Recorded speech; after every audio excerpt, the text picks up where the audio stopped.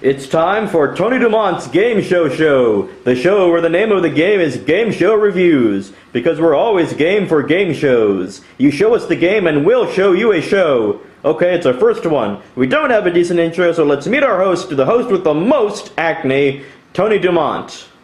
Thank you, everybody! Thank you watching online, and thank you, Tim in the booth. Welcome to Tony DuMont's Game Show, where any game show is game to be shown. Is that a good quip? It's better than stock reports, Tony.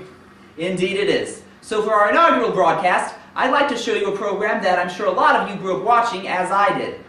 First let me say, who needs American Idol when you have Central American Idol? Legends of a Hidden Temple debuted on Nickelodeon in September 1993 and ran for 3 seasons, followed by the endless repeats for which Viacom is renowned. It was produced by Stone Stanley, which had previously given us the hit children's game show Funhouse, which I'll review at a future date. This game was noted for its stone co-host and the giant granite idol to whom the temple belonged.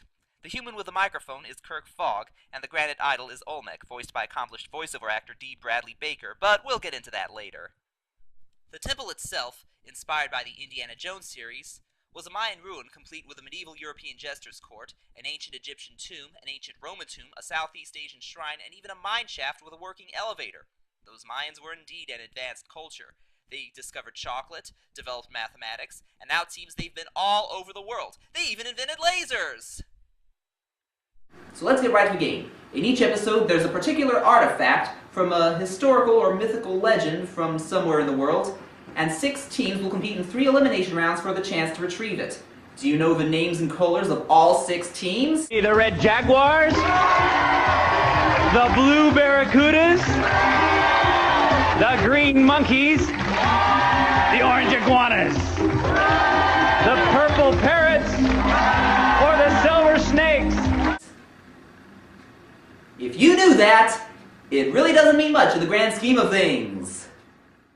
Anyway, the first elimination round is the moat crossing, where the teams race to make it across the shallow swimming pool. I mean the moat. The method of doing this varies from episode to episode, such as swinging on a rope, crawling across inner tubes, or paddling a raft. Of course, if you watch the show enough, you'll note that the ways of crossing the moat coincide with the temple layout and the types of apparatus used in the temple games, as they were taped on the same day and changed between taping days. Tony, we're here to review Legends, not to delve into the taping patterns. Aren't patterns important in questing? Not really, Tony. Last time you did that, you ended up thinking you could mathematically determine the winning lotto numbers, and we know how that turned out. You live and learn! So let's get back to the game. To complete the crossing, you must hit your gong on the other side, which doesn't actually look like a gong, but perhaps the minds have different ideas when it comes to percussion instruments. Anyway, the first 4 teams to hit their gong move on to the next round, the Steps of Knowledge. There, Olmec narrates a legend very loosely based on a historical or mythological figure surrounding the artifact du jour, which somehow got lost in the temple. The artifact was usually either a well-known part of a legend, such as a bottle of water from the Fountain of Youth, or the cards Wild Bill Hickok held when he was shot, or some obscure object that wasn't even mentioned in history class.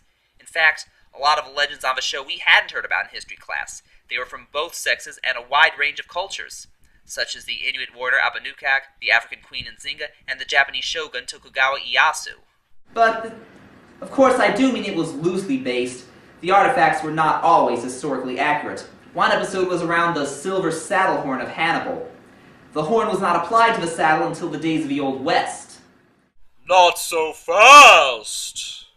Olmec, what are you doing here? As long as I'm in charge of a show, I will tell the legend any way I wish, thank you very much. Okay, let's move on. After the legend, Olmec tells us where to find the artifact, and while on the Steps of Knowledge, the teams are asked a series of questions from and pertaining to the legend. I ask the questions. And you do it very well. Teams jump in to answer by stepping on the ancient marking in front of them. A correct answer allows them to proceed to the next step, and the first 2 teams to reach the bottom steps by providing 3 correct answers advance to round 3, the temple games.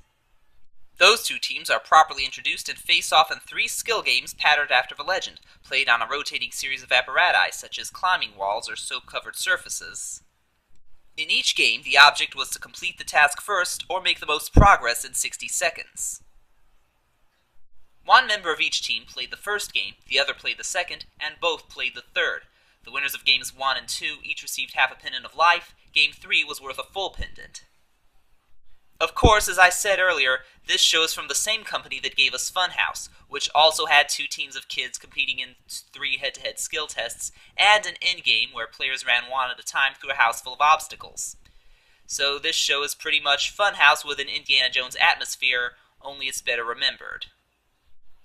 And also, here there's not much of a mess aside from the water and soap, which was mostly used in Season 1, and pretty much phased out after that. Anyway, after all 3 games, the team with the most pendants went to the temple. If both teams ended with the same total, a tiebreaker question from a legend was asked, usually much easier than the ones from the Steps of Knowledge, and players ring in on the gongs from the moat crossing. In Season 1, Kirk asked the tiebreaker question, as well as giving the rules for the moat crossing, the temple games, and the temple run. But from Season 2 onward, those duties were relegated to Olmec. I have to say, it does not indicate good hosting ability if you're constantly getting outperformed by a talking stone head who starts each game with a tired pun such as, "Let's rock," or "This rock is ready to roll." Would you put that on your resume? Kirk, I think you've had enough. You know what I've had enough of? Having everyone go up to me and say, "Hey, you're that guy from that kid's game show with the talking stone head." Like that's all I've ever done with my life. Well, at least you got to be on TV. What kind of a gig was it? All those years at the conservatory, and I end up on this stupid kid's game show where I look like an idiot. And it's all I'm known for. I can't even get background work. Yeah, you don't even have enough for your tab most of the time. Don't remind me. If I have to wash dishes again all night... Boy, you better make up your mind soon. We're closing in half an hour. It's closing time. Lost track of time. I used to have this golden Rolex watch from my uncle, and it's been missing all week. The watch of Kirk Fogg can be found! Where? In the shrine of a silver monkey? No, in your girlfriend's basement! The bitch! She could have at least given it back when she threw me out! Well, we can leave that as we go to the part you've been waiting for, the Temple Run! Now the one remaining team gets the chance to retrieve the artifact. But first, Olmec has to give the rundown of all the rooms and the task awaiting in each of them. Not all of them were thoroughly explained, of course. It was just something to give Olmec to do in Season 1 before he took over the show.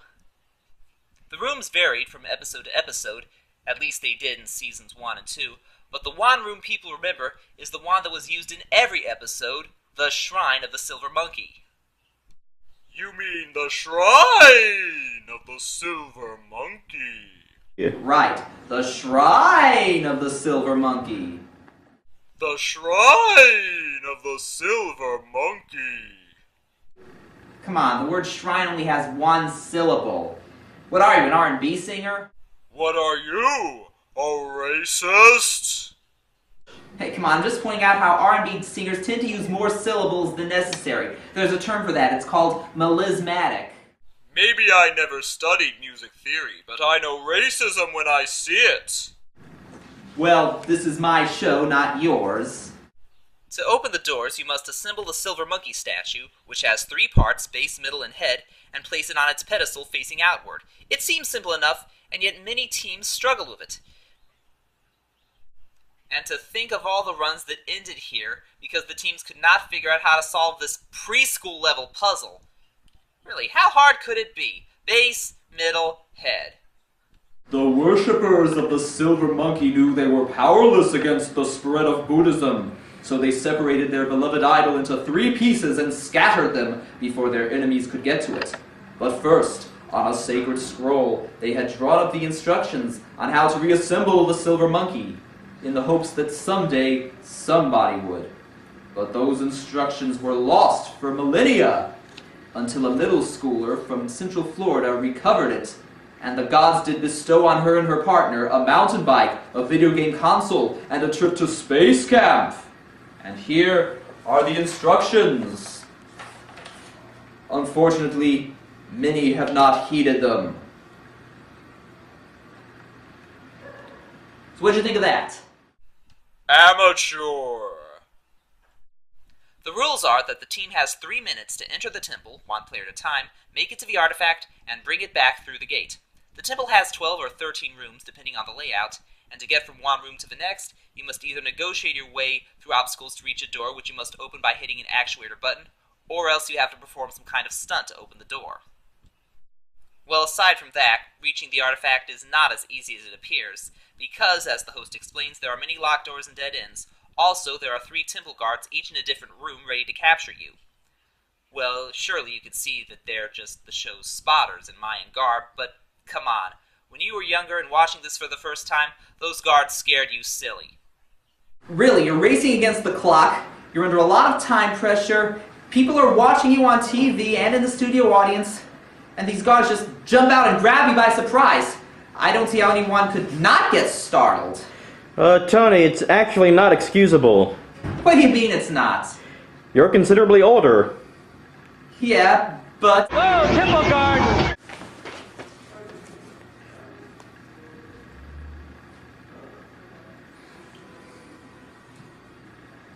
I was just shell-shocked! I'm hypersensitive! Let's progress. This is why our players needed the Pendants of Life, because if you had one, you could give it to the guard and continue. Otherwise, you would be removed from the temple. The first player always started with a full pendant, and the second player got whatever was left. So if the teams had the maximum 2 pendants, they were safe. If they only had 1, the run would end if the second player got captured. If the team had 1.5 pendants, half a pendant would not be enough to save you, but mercifully the other half was hidden in the temple, en route to the artifact, and you could use both halves as one. Unless, of course, you completely overlooked it, which many teams did. The show followed Nickelodeon's 3-prize format. The teams received a decent prize for reaching the temple, a slightly better prize for reaching the artifact, and the grand prize, always a trip, for returning through the gate with the artifact before time runs out. However, most of them failed for some of the reasons previously mentioned. Either they'd run into too many temple guards, or they would fail to find the right path, or they would take too much time, and they might completely stall, or backtrack, or go around in circles, or go off in the wrong direction, or completely miss the artifact when it was right in front of them, and even if they found it, that wouldn't stop them from taking the long and difficult path out instead of a simpler, obvious path. Or in one instance, a player dropped the artifact and didn't realize it until it was too late. Of course you must take the bitter with the sweet. With the thrill of victory comes the agony of defeat. That rhymes. I'd make a great poet, wouldn't I? And it's not like those humiliating losses didn't serve a useful purpose, at least for some of us.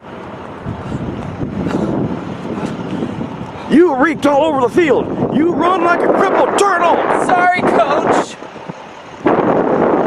Another paper in the sprinkler. You ought to be replaced with a trained monkey. Sorry, sir. 2 minutes late! Your brother's brain damage and he always comes in on time! Sorry, Mom. Oh, please, is that how you put together a silver monkey? You're supposed to get the base, then the middle, then the head. You turn it facing for front. Make sure you get all the 3 pieces first so you wouldn't have to go back and forth all the time. You put the middle upside down. Come on! You got captured! Ah! I told you that. That half pennant was right on the actuator and you just missed it. It's right there. You got caught with 2 seconds remaining. So much time. You've proven yourselves worthy of a kick in the head. You ought to be handsomely rewarded with a punch in the face. Well, you got a pair of rollerblades. Not like you earned them. So in conclusion, Legends of the Hidden Temple rightly deserves its place as one of the top 3 game shows of the 1990s for children. The other 2 being Guts and Where in the World is Carmen Sandiego, which I'll review at a later date. The format successfully blended mental and physical challenges and built up suspense to the final round, which I'm pretty sure a lot of us wanted to try out for ourselves. The Indiana Jones-esque setting also helped, but from a practical vantage point, any place where kids can run through and pay off the guards with trinkets is not exactly the safest place to store valuable artifacts. The only problem with the show was Kirk Fogg being a lackluster host. He stumbled a bit and didn't exude as much charisma as he could have. Olmec, on the other hand, owned the show. For Talking Stonehead, he showed more personality and authority, and just the right amount of humor. I wonder whatever happened to Kirk Fogg. It's me, Kirk. When you throw someone out of the house, you give them back what's theirs. What did you do with my watch? Come on, I just want it back. My uncle gave it to me. What else am I supposed to sell on eBay? They only let you sell so much blood in a month. Come on! Come on! Are you even home? This is Tony DuMont saying, the choices are yours and yours alone. And please choose to watch Tony DuMont's Game Show Show. That